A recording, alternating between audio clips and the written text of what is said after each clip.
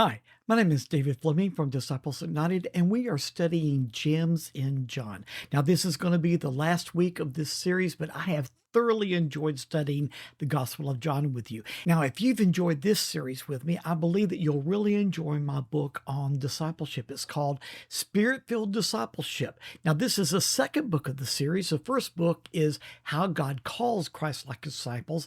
The second book is How God Prepares Christ-like Disciples. So if you're really interested in being prepared as a disciple for the Lord Jesus Christ, be sure to get my book, Spirit-Filled Discipleship, How God Prepares Christ-like Disciples. You'll find it on Amazon. You can find it either by the title of the book or through looking up my name. Now let's get started in our study today.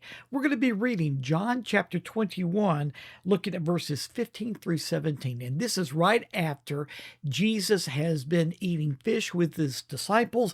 And then he turns to Peter and he says this. When they had finished eating, Jesus said to Simon Peter, "Simon, son of John, do you love me more than these?" "Yes, Lord," he said. "You know that I love you." Jesus said, "Feed my lambs." Again, Jesus said, "Simon, son of John, do you love me?" He answered, "Yes, Lord, you know that I love you." Jesus said, "Take care of my sheep." The third time he said to Jesus, "Simon, son of John, do you love me?" Peter was hurt because Jesus asked him the third time, "Do you love me?" He said, "Lord, you know all things. You know that I love you." Jesus said, "Feed my sheep."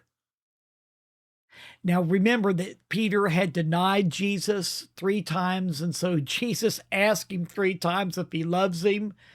And so he's really making a point to Peter that Peter's faith has got to be seen in action. His love has also got to be seen in action. And each time he asks Peter, "Do you love me?" And Peter says, "Yes, Lord, I do." What does he tell him to do? It has something to do with how Peter is going to be ministering to the sheep that Jesus puts under his care. First, he tells him to feed my sheep. Then he says, take care of my sheep. Then he says, feed my sheep again. Each time it has to do with taking care of others. And so that leads us to this thought, that our love for Jesus is revealed in how we treat other people. We can tell Jesus that we love him a lot. I love you more than anybody else. But he's going to ask us this. How did you treat other people? Did you treat them like they're dirt under your feet? Or did you treat them with love? Did you take care of them? Well, that's what Jesus is telling that he wants of Peter. Peter, I want you to express your love for me, not only by telling me that you love me, but I want you to also show your love for me by treating other people well. And that is a lesson that we in the church need to learn. We need to learn how to show our love for Jesus by the way that we treat other people.